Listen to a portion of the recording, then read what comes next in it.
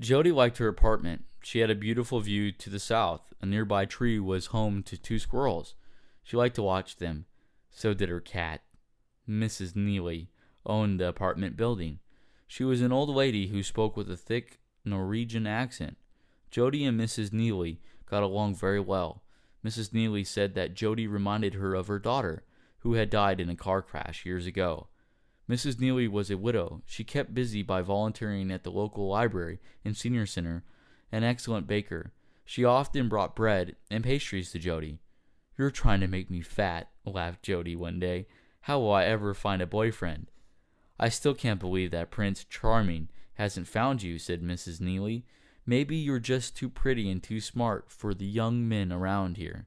Jody was going to graduate school at night. She had a day job as a teacher's assistant in the 4th grade. She loved teaching kids. The principal had already told her that a full-time teaching job was hers after she got her master's degree. "Aren't there any nice boys in your graduate classes, Jody?" Mrs. Neely asked. "There are some," said Jody, "but they're either married or have girlfriend, or are too focused on getting their degree. And don't forget, I have to concentrate on graduating, so I really shouldn't be dating anyway." "Well, that's just a shame," said Mrs. Neely. "You're too pretty to be alone, but don't worry, you keep doing your homework, and I'll be on the lookout for you." She winked at Jody. Jody smiled. She loved Mrs. Neely. Mrs. Neely died not long after that conversation. She had a stroke while mixing some batter for cookies. An ambulance took her to the hospital, where she died a day later. Her son, Ned, was Mrs. Neely's sole hire. Ned had been married and divorced 3 times. None of his wives had anything nice to say about him.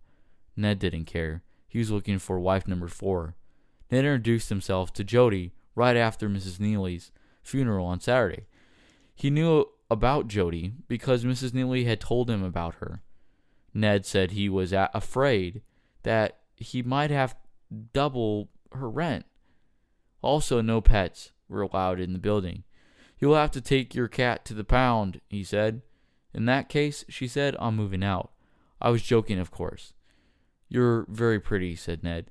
"Thank you," said Jody. "Come to dinner with me at Ches Mason tonight, and we can discuss your apartment and your cat." Ned had an air of confidence that Jody found mildly attractive. That might be nice, she found herself saying. Ned told her he would pick her up at 8 and left. Jody wondered if she was doing the right thing. She didn't even know this guy. Oh well, she thought. It would be nice to eat at a fancy restaurant for a change. She picked up some cat food on her way home.